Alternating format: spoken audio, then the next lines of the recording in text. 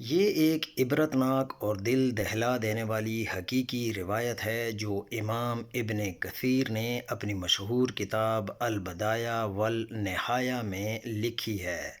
حضرت ابو ہریرہ رضی اللہ تعالیٰ عنہ بیان کرتے ہیں کہ ایک دن رسول اللہ صلی اللہ علیہ وآلہ وسلم ایک جماعت کے پاس سے گزرے تو فرمایا، تم میں ایک ایسا شخص ہے جس کا ایک دانت جہنم میں احد پہاڑ سے بڑا ہوگا۔ یہ سن کر سب کے دل کانپ گئے۔ وقت گزرتا گیا، اس جماعت کے سب لوگ ایمان اور سلامتی پر دنیا سے رخصت ہو گئے۔ صرف دو باقی رہے، حضرت ابو ہریرہ اور بنو حنیفہ کا ایک شخص الرجال بن انفوا۔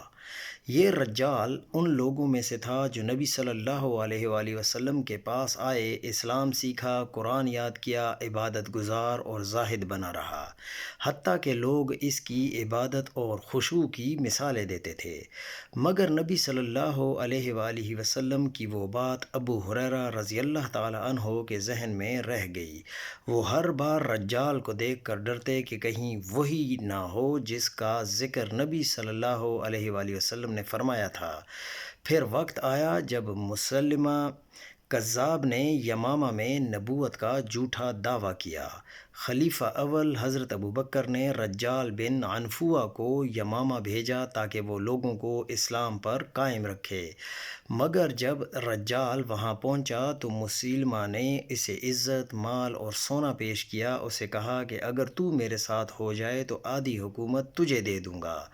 مال و دولت نے اس کا دل کا ایمان چھین لیا، اور وہ شخص جو نبی صلی اللہ علیہ وآلہ وسلم کا ساتھی رہا، قرآن پڑھتا تھا، نماز اور روزے کا پابند تھا، وہی جھوٹے نبی کا مددگار بن گیا۔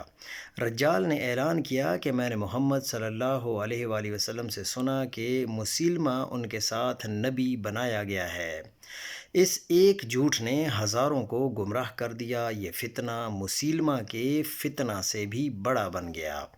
پھر حضرت ابوبکر رضی اللہ تعالیٰ عنہ نے خالد بن ولید رضی اللہ تعالیٰ عنہ کی قیادت میں لشکر روانہ کیا۔ اسی لشکر میں وحشی بن حرب بھی تھے، وہی جنہوں نے زمانہ جاہلیت میں حضرت حمزہ رضی اللہ تعالیٰ عنہ کو شہید کیا تھا۔ وحشی نے توبہ کی تھی اور کہا تھا، میں اس جرم کا کفارہ جہاد سے ادا کروں گا۔ جب جنگ یمامہ شروع ہوئی تو سخت ترین لڑائی ہوئی۔ ابتدا میں مسلمان پسپا ہوئے، مگر پھر صحابہ نے نعرہ لگایا، قرآن والے جمع ہوئے اور اللہ نے مدد فرمائی۔ وحشی نے موقع پا کر مسلمہ کذاب کو قتل کر دیا، اور رجال بن عنفوا بھی اپنے چھوٹے نبی کے ساتھ مارا گیا، اور کفر پر ذلت کے ساتھ۔ جب ابو ہریرہ رضی اللہ تعالیٰ عنہ کو ان کی خبر ملی تو وہ سجدے میں گر گئے اور اللہ کا شکر ادا کیا کہ نجات ان کے حصے میں آئی۔ یہ قصہ ہمیں سکھاتا ہے کہ رجال بن عنفوا قرآن پڑھتا تھا، عبادت گزار تھا، مگر انجام بد پر ہوا، اور وحشی بن حرب رحمۃ اللہ علیہ نے سب سے بڑا گناہ کیا مگر توبہ کی اور انجام ایمان پر آیا۔ تو اے انسان، اپنی عبادت پر فخر نہ کر، اپنی نیکیوں پر گھمنڈ نہ کر، دعا کر کہ اللہ تیرا انجام ایمان پر کرے۔